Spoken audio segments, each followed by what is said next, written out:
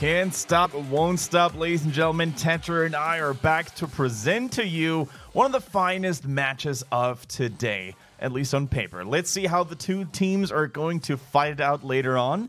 TheOne against CE. Tetra, what comes to your mind when hearing those two beautiful names?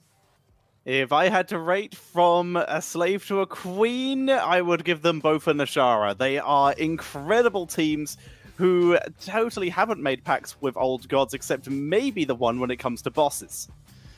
Yeah, that is correct. Thinking back to the first week, that was pretty insane, to say the least. They still do it. Last week they had one as well, where they just had a crazy boss turnaround against RPG, I think. Yep. But either way, TheOne, they have been looking pretty decent this season. They've started off a little average and then made their way up. Whereas CE, they started off quite bad and moved their way up once again. But role swaps for CE seem to be the name of the game. Both teams had new players, Keshi and XTQ in general. But the fact is, Keshi just took up the role of Muggle, the former TheOne player, whereas XTQ, he did something a little different. He joined as tank and then swapped to ranged assassin / melee assassin. Then Alufal took over the melee assassin role sort of entirely when it came to needing a second melee assassin alongside a solo laner. And this seems to be the composition that works the best for them. And it's fascinating to see that the role swaps and teams having to change roles mid-season has made the team way better. Pretty much XTQ on the side of CE played musical chairs. He tried everything except support. That is the one that 365 definitely didn't want to let go of. So yeah, he finally seems to have settled down a little bit, you know. He feels pretty comfortable on that ranged assassin role, whereas Alufal, not only being the probably slightly higher skilled player, but also the more experienced player, most importantly, feels more comfortable, you know, switching it up, flexing it out a little bit, depending on what the team needs draft-wise. He can hop on those melee assassins like Thrall. We've seen him on Malthael as well. Or he could then be, of course, the secondary backliner. You know, if they need another ranged, he plays mages even now. He's become super flexible. So cool to see the growth and development. And I think a little bit of it has to do as well with Zeron, the coach from Korea. CE currently the only team in China that has a dedicated playing coach, if you will, you know, who's sitting in the booth behind them. The other coaches that we have are more like, you know, in the background, more subtle. But Zeron, every single time he's helping them in the draft, he's in the booth with them. Indeed. And it seems to be working out for them given the time. So far, though, Challenge CE, they are on 17 points. TheOne are on 19. A 2-0 for CE will put them into third place. Any other result, and TheOne will keep a hold of third place, but they also might steal second place away from Super Perfect Team, who are only 1 point ahead of TheOne. Now, the best case scenario for SBT, we're still very, very close to either TheOne and CE, of course, would be a tie. You know, none of the teams would make a big leap towards SBT's second place. So if they themselves then would get some wins in today, they could actually extend the gap to that third and fourth place quite significantly here. Either way, though, I don't think we're going to see a 1-1. I think it's actually, like, me personally, I think CE's momentum right now is so good that I think they have what it takes to take down TheOne, and that's actually going to be my personal guess, a 2-0 for CE today. I know it's bold, I know it's brave, but I think this time they've got what it takes. Well, the last two times these teams went up against each other, it was a 1-1 in terms of score, and that was pre the role swaps. So I can absolutely see you being correct here, as once again, XTQ Zhuyu taking up the tank role that XTQ was brought in to fill, and he's been fantastic at it with those aggressive tanks. Limited hero pool so far for Zhuyu, but he's still been doing a great job. And in terms of last week's games, yesterday's games, CE were able to 2-0 Team Nut, whereas TheOne were able to 2-0 RPG. So nothing too showing for these teams. So we would have to look back to last week, where CE took a 1-1 versus BTG, whereas TheOne, they went 0-2 versus SBT. That is correct. They went 0-2 against SBT, and it was a pretty fun game to watch, actually. Pretty cool to see that. Yeah, TheOne, to me, personally, is like the hardest to predict team sometimes. You know, sometimes they look like the strongest team in the league, with players like Hugo, like Meng, even Keshi doing so well as of late. But then again, sometimes they just lack that spark of inspiration, you know, that other teams have shown us. CE, they really look hungry. For the first time in this phase, I get the feeling that they really want to succeed, that they really want to make it to BlizzCon. Whereas before, you know, especially in that first week, I was like, yeah, CE is not taking it seriously this time around. They don't have wins, so they don't expect a lot this time, I think. But no, I was dead wrong. Now with XTQ feeling more comfortable, the whole team feeling more comfortable, I think they're here to stay. And with TheOne picking the first map, it's going to be CE with first pick, first ban, as we head to Dragonshire. Starting off very standard. Looking at the last maps we have, though, Braxis is available. Towers of Doom then as we well. have some more normal maps. Tower's a good old CE stomping ground. We have Volskaya too, and Battlefield of Eternity. So we've got a lot of very standard stuff ready for whatever map number 2 is. Personally, I'm just super happy that there is more diversity in maps coming out right now, because the first round in that double round robin system was oftentimes a little stale, right? We had so much Sky Temple, a lot of Infernal Shrines there as well, and we can't really blame the teams for playing those safer, you know, more well-known battlegrounds first. But now, with Braxis being picked, especially by BTG so many times, Volskaya making it into the mix more and more often as well, I think things are looking so much more diverse in China now. And that really, to me personally, like, you can say what you will about the double round robin system and the best of 2 format, but the fact that we have so much map variety here because the first 2 maps that were picked are automatically banned, it just makes for such entertaining games. And so, with the standard Maiev, Genji's banned out, and a Thrall banned out, very smart. This has been a hero that both Alufal and XTQ have been leaning on very heavily, as is that Phoenix, TheOne, just starting off aggressively. But with Phoenix versus Reyna, nice standard matchup there. Those 2 heroes have been the top in terms of assassins for a while now. Yeah, Reyna in particular for CE has done so much work. Both XTQ and Alufal play that hero, so it's still very unpredictable as to which route they want to go for, right? They could go for, oh, there we go. Okay, that's that Blaze already coming in. That's KTY plus Juyu on that Diablo. But yeah, they can still go for that either like triple melee style with a melee, you know, hero in the rotations, or they could go for double ranged, which then would probably refer to a mage. I don't think they want to go for stuff like, I don't know, Cassia or Raynor, unless, of course, TheOne themselves go for more physical attacks. Yeah, in which case, of course, you can adjust in that case. There is the white main ban, very sensible. Once again, remove those supports that give armor in AoE form. Uther could also fill in if you did want to focus very heavily onto armor, but Uther is so far out of the meta just due to how much AoE damage is in the meta. Still, I do want to say this, though. We've seen a little bit of Uther pop up here and there in Korea and Europe, and I think Uther is in the right situation. Still makes a lot of sense. He's just much more niche and situational than he used to be before, in which case he used to be one of the top 3 supports at all times. But with the rise of Deckard Cain, the rise of Whitemane, and soon the Tyrande to be unleashed as well in her new glory and magnificence, I think Uther will remain a rather situational paladin.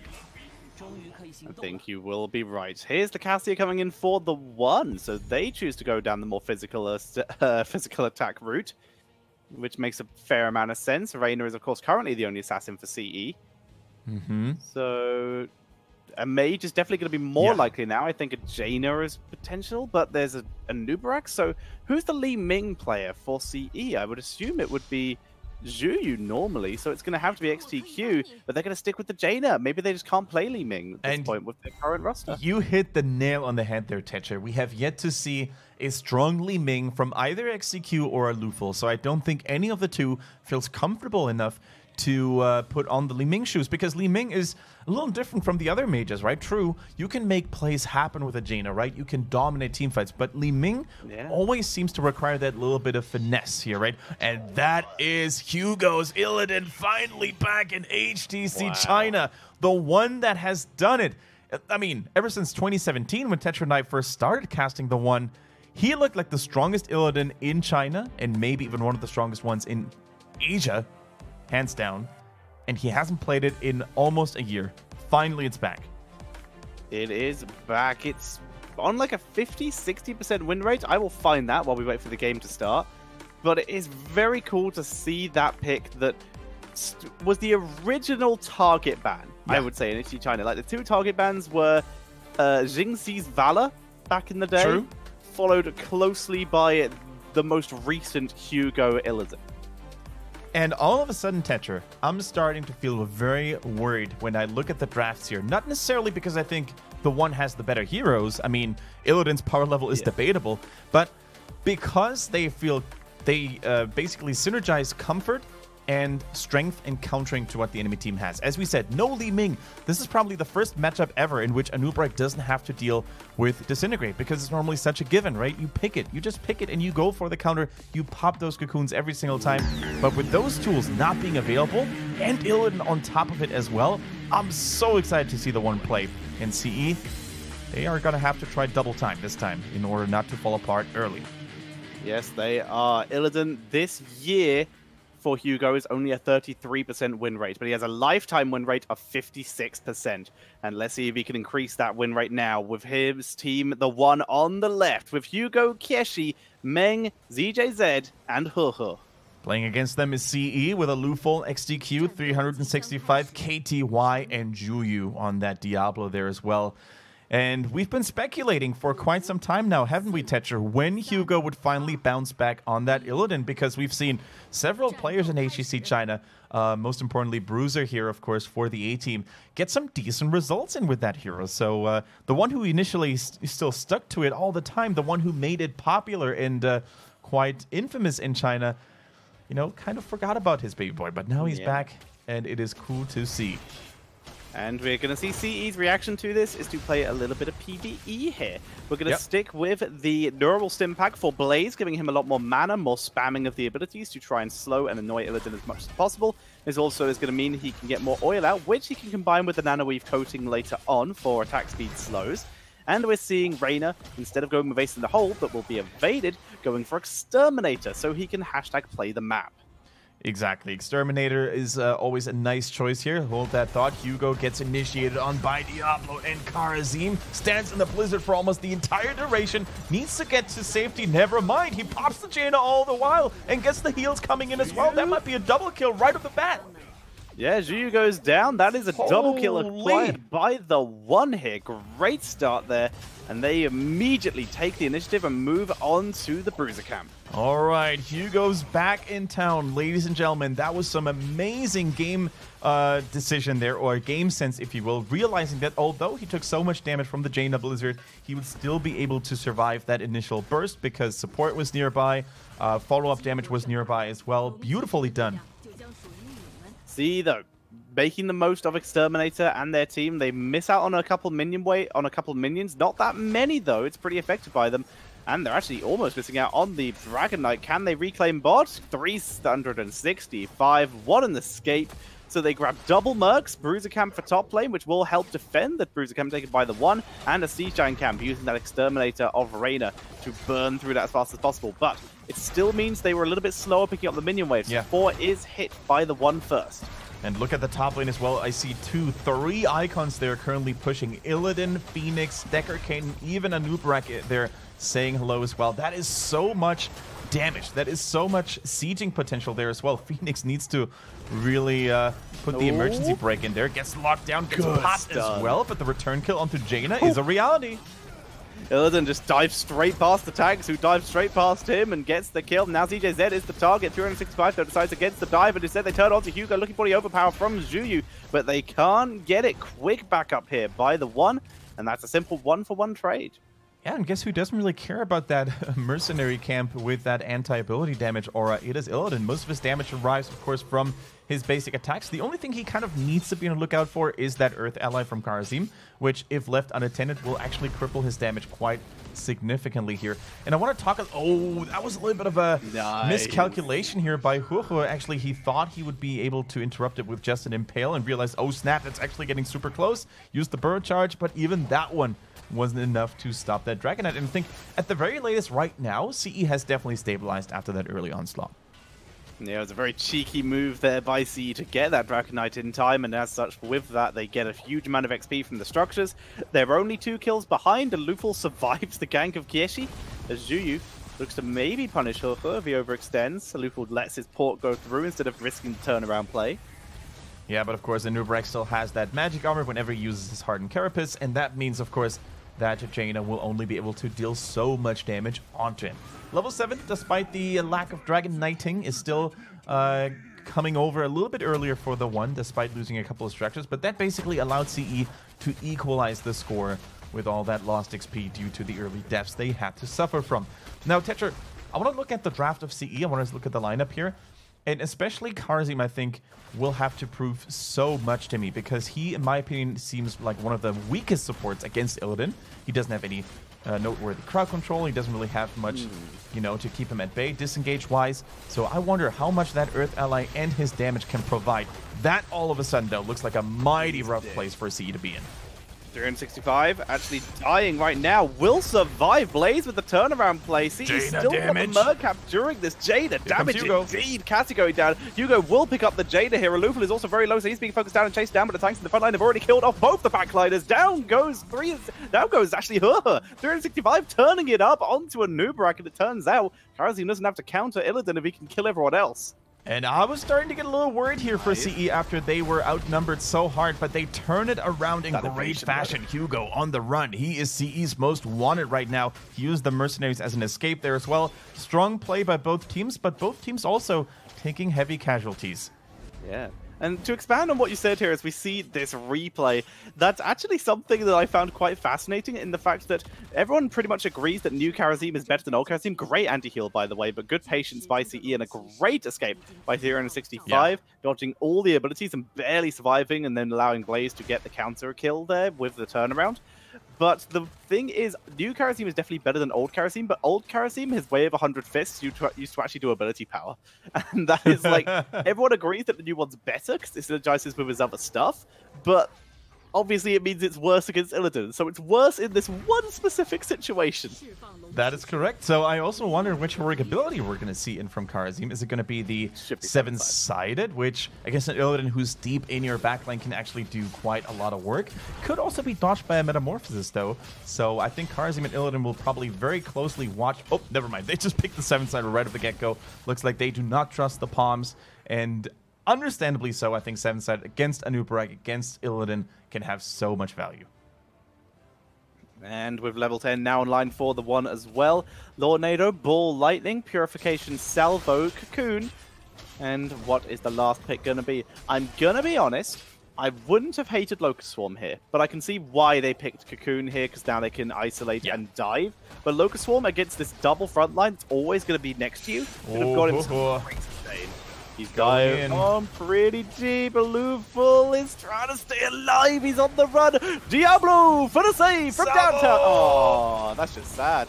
Oh, we're going to hit this. 365. The God comes in for the last second heal. And KTY for the turnaround play. Seven-sided strike, as EJ said, is the target being chased down. But everyone's too low to give chase. And the one will be able to escape. But 365. What a god.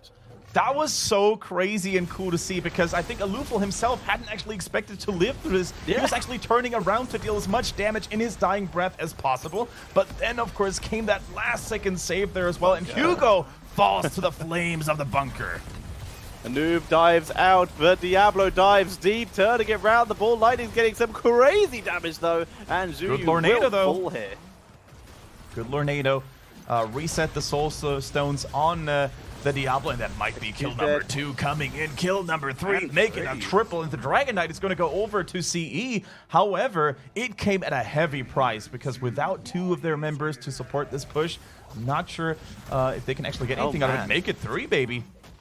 This was an interesting situation for CE. They massively overextended, but they did get the Dragon Knight, so it's more of a... ends up being, instead of a win play, a denial play. Now they're actually behind in experience. Honestly, if they get that fort, though, it might still be an even trade. I won't call it a better trade, because they gave so much experience and momentum over to the one right now. However, I will call it an even trade, because they made the best out of that situation. They opened the map at least a little bit more. So yeah, with that Dragon Knight, Raynor piloting it here, by the way, they buy at least a little bit of time to soak themselves to level 13. So yeah, the game's going to be reset with talents and equal talents. But, I mean, those fights are so explosive, Tetcher, it's super hard to say who's going to win them. They really are. Both these teams giving everything they've got in this game. Number one, both these teams have to play again later today as CE just hold on for the full duration of this Dragon Knight, giving the one as minimal amount of time to do anything on the map as possible, and waiting for that level 13. All right. Now, I think so much comes down to Karazim and how well he can not only keep everybody alive with the Breath of Heaven and how well he can, you know, land the seven-sided strikes onto those engaging targets, but also the Earth Ally, I think, is going to be such a crucial talent, mitigating so much damage from 3 enemy heroes at the same time. Illidan, Phoenix, Cassia, they all rely on basic attacks so much that if they destroy this Earth Ally quickly, then I think it's going to be a big problem for them. Now, looks like a deja vu here, Tetcher. The bottom mercenary camp is going to be the point of contention. Diablo's got such a good angle, but the ball lightning Cassia has turned it up. Salvo, Diablo diving from the side. Health bars on both sides dropping to low, if not non-existent. ZJZ goes down, but KTY gets in the bunker. 365 was GU escape, and now KTY is completely alone. And that's a 3-for-1 in favor of the one, but the health bars do not reflect that.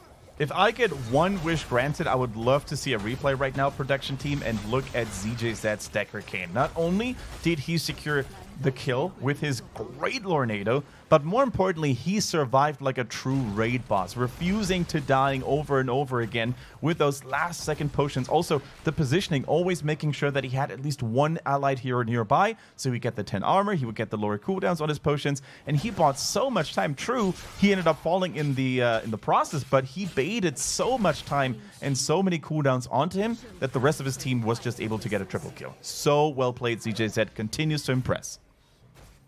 And as such, CE, they start to finally fall behind after holding on for so long, but they are not out of this yet. They move across the map looking for the maybe interrupt on the camp, but it's already taken. They're out of stuff to get right now, CE. They need to gain value elsewhere as opposed to invading camps. And Tetcher, if you thought Illidan, Illidan, Cassia, and Phoenix were hitting hard already, now we've got the Ancient Blessings coming in from Decker Kane, which means even more self-heal and even more auto-attack damage. And so, CE, they just hold top lane. That's their plan. That's it. Only Siege Giants in this bot lane. The one are going to try and push in, get some value out of it. And CE going to trade out of Fort, and they should be able to port back in time to save their keep. Yeah. But they better be quick. They better be quick here. Illidan is already moving on to that top lane to potentially steal that shrine. The moment CE goes back to retreat and defend that bottom lane. Looks like those towers are probably going to fall as well. And the top fort, yep, don't really care about that too much. The shrine at this point is much more important because maybe there's going to be another Dragon Knight in for them. 16 is here. That would be a big advantage to teamfight right now. Could the oil currently delaying the Dragon Knight, but how many more times can they do that? That's not on target. He missed. He put it the wrong angle. Thunderstroke is complete as well here. And CE, they pull back. Sometimes that happens when you have, like, when you assume that you're going to have that interrupt on lockdown, but then it misses, as you said, with a wrong angle there, and the Dragon Knight just goes through like that. Without level 16, they couldn't really commit to an all-out battle, so they had to rely on the ranged poke, on the ranged interrupt, but unfortunately didn't work out for them this time. The one with yet another Dragon Knight, they maybe could even go for...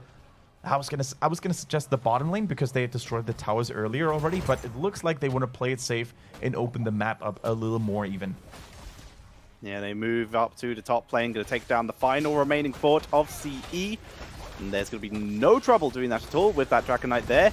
Unless CE. CE is the trouble as they see diving deep. Diablo with the lightning breath going to try and cut off the reinforcement for but the Lornado is proving to be a huge problem, but everyone gets in the bunker. Juyu is just 1v4ing at the moment, holding the line as they dive forward. ZJZ is dropped, and that is a convincing fight against the DK, but they did lose Karazim.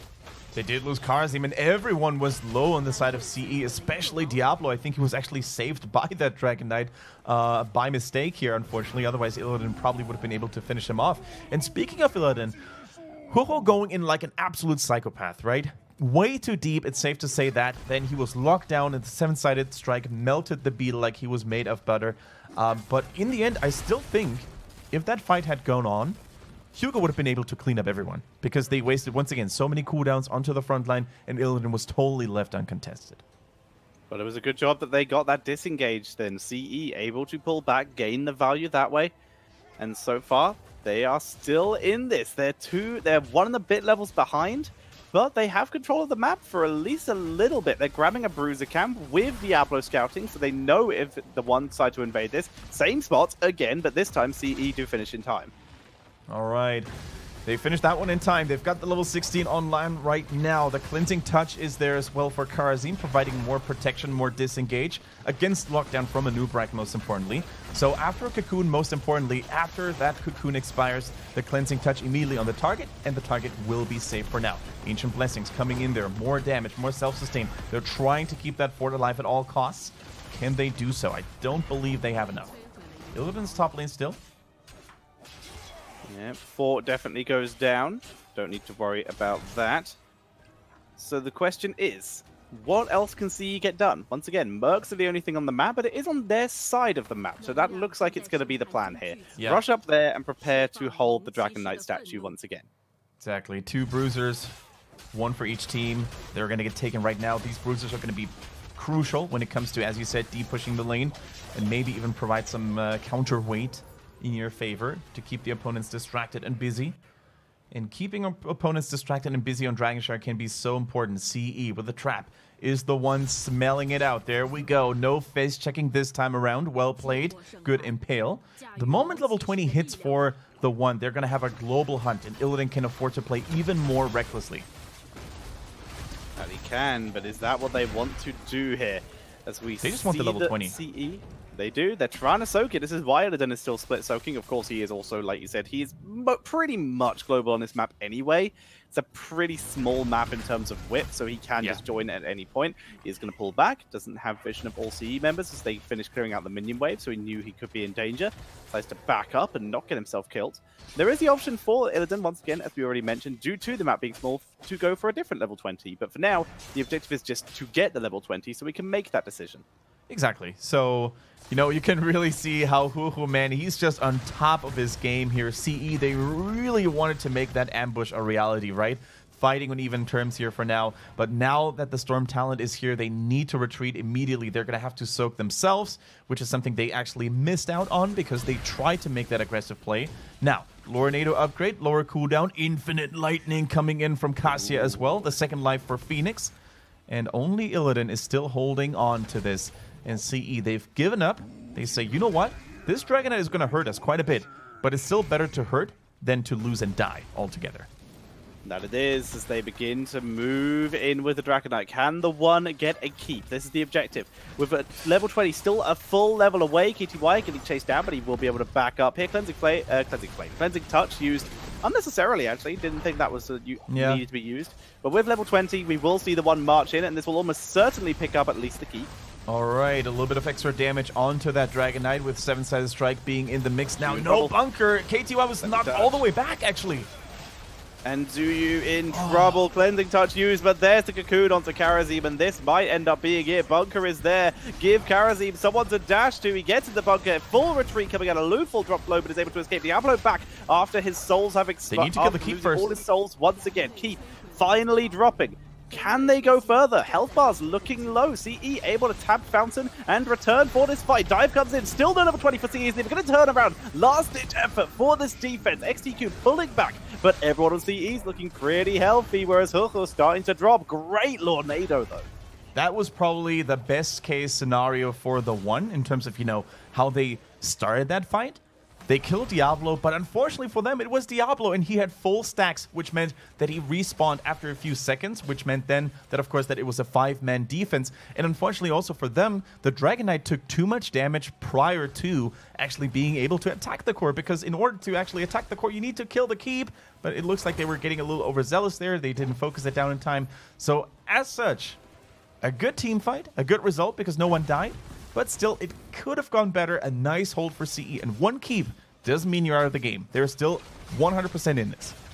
Absolutely, and now we're finally level 20 on the board, some Storm Shields, upgraded Bunker for even more value there, the Winter Mute, of course, Duskwing for a little bit of extra healing for Lethal, and the Hellgate. Diablo suddenly puts everyone on the side of the one in danger at all times.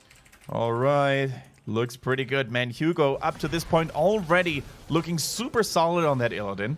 I gotta say, it's not the flashiest of comebacks, right? But they're playing CE, and for a reason, that team is known as one of China's finest. So against any other team, I feel like maybe RPG today and how wonky they look, that game would have probably been over already, right?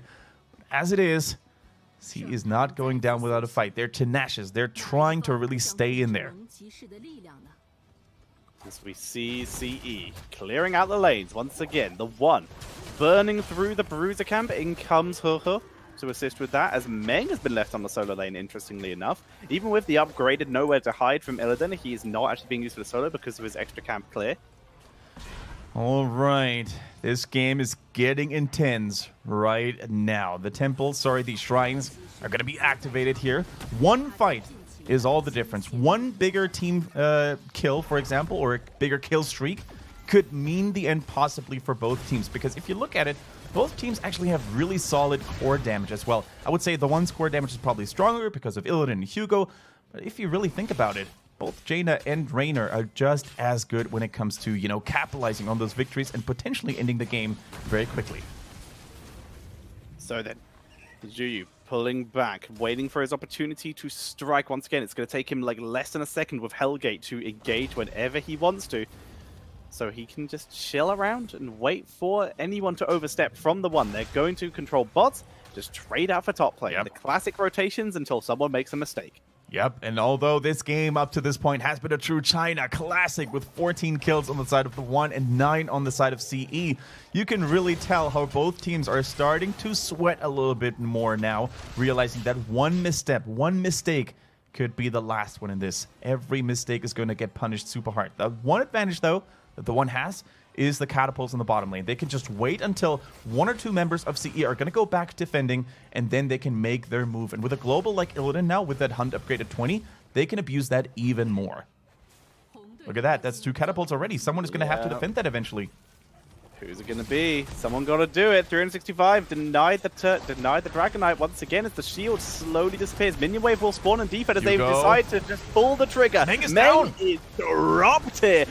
Raynor is still not even in this fight. Salvo comes out. Bunker denies it all, and CE dominate the fight. But look at them. He's done with this. He is heading for the core. Yeah, Illidan at this point needs to threaten someone. They need to put as many members of CE back as possible. The core has already taken shield damage. It's 86 right now. I'm not sure that if I were Illidan, I would actually teleport back. It looks like, although, though, Blaze is already on defending duty. Now, they cannot afford to lose anyone else here. Keshi needs to stay alive. Juyu, though, taking unnecessary damage with that lockdown coming in from Huhe. That could be a misplay, and it is a misplay. Juyu goes down. That's bad news here. Core survives from CE. I don't think they're even going to get a keep now. As well.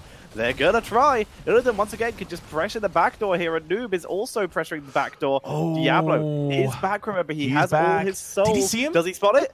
I don't think he saw it. Oh, he didn't see it. Paul right now, Juyu. Paul right now. The minion wave saw it. Looks like they're just going to try and base race. They're going to base race Illidan and the Nubarak with the Dragon Knight. And I think this might be a mistake by the one. As we see the Dragon Knight move on to the core. Base race coming in. They have Karazim. They have Raynor. They have a Dragon Knight. 7-sided is good. Down goes Raynor. Meng picking up the kills. The core is going down on both sides. 40% to 58. Keep him back. Is going to clean him up. The Lord Nado is the keep is firing on KTY as well. 10%. Oh, no way! Down! And CE get wiped. Illidan and Huhe will take down the core. My God. And game 1 goes over to the one. Neat. I have no more words to say. That was insane. I've never seen anything like it. The core hold at 1%. The keep firing at Blaze there as well, slowing down his attack speed and movement speed. And with just a last-ditch effort and the knockback, I don't even know where the knockback came from, what it was. The one takes it. Illidan and Nubarak, the 2 racing buddies, they did it.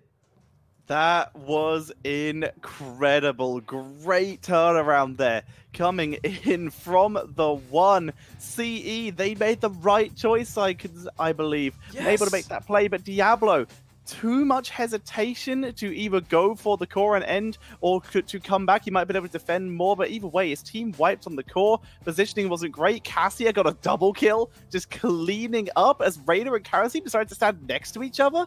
And as such, that is game number 1 for TheOne. TheOne with the 1% core hold. Living up true to their name. What role players they are. Come on. Can't do that. That was fantastic. Absolutely superb. As that's only game number 1 of the series. Now TheOne, they have a minimum of 20 points, which would put them tied with SPT. CE, if they win, they're still behind, but they will at least have created some space between themselves and RPG. But already, what a first game. What a first game. I mean, unfortunately, this is all of a sudden not... like, this is the one time that I really wish we would cast a best of 5 between those two teams, or a best of 7 even, because if all the continuing games are going to be as heated up, as close as this one, then we would have been in for one hell of a ride here. But as it is, CE, they were so close to winning, and who can really blame them? They definitely thought probably they had it, right? And once again, there were so many aspects coming into this, right? If only a noob had stayed with the defense, could they have maybe defended the core even better? But then on the flip side, if only a noob hadn't gone with Illidan, they couldn't maybe have not gotten enough damage done onto the CE core. So I think this is probably one of those games in which you watch the replay over and over again, like off that last moment, and you're gonna discover so many new facets and different details that you could probably talk about this game for hours.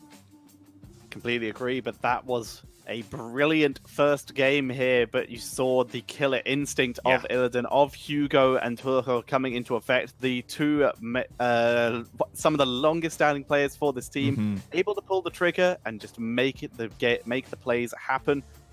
And they were full health, so it was really down to just the positioning of the assassins of CE that really lost them that game. But I'm excited to see what game number 2 brings us. And ladies and gentlemen, make a clip here, clip it, put it on Reddit, put it on all the other social media platforms that you can find here. Tweet it at us, you know, at Tetcher, at Kendrick Swish, and we're going to be more than willing to retweet and like that stuff, because this is the stuff that China's made of. I mean, you talk about Korea, Europe, NA looking stronger than China at the moment, and that is certainly true in its own way, but none of the other regions, in my personal opinion, delivers when it comes to entertainment on such a frequent basis. So super cool to see that. And who's your MVP? I mean, it's so hard to choose one in the first place in this game, isn't it? I mean, it's got to be Cassia. The final part of the series, just that final fight, she's the reason the core survived. Otherwise, Deckard Cain. There were some gorgeous Lornados in that game. That might have actually been the knockback and where it came from.